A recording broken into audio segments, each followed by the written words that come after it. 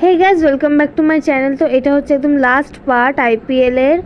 তো দেখতেই পাচ্ছ এখানে প্রায় খেলা শেষের দিকে, আর এখানে আমি তোমাদের খেলা শেষের ক্লিপটা দিয়েছি। অবভিয়াসলি কেকেআর জিতে গেছিলো, আর তারপরে আমরা সামনে চলে গেছিলাম ছবি তুলতে। মা গেছিলো, আমি তো আগেই গেছিলাম।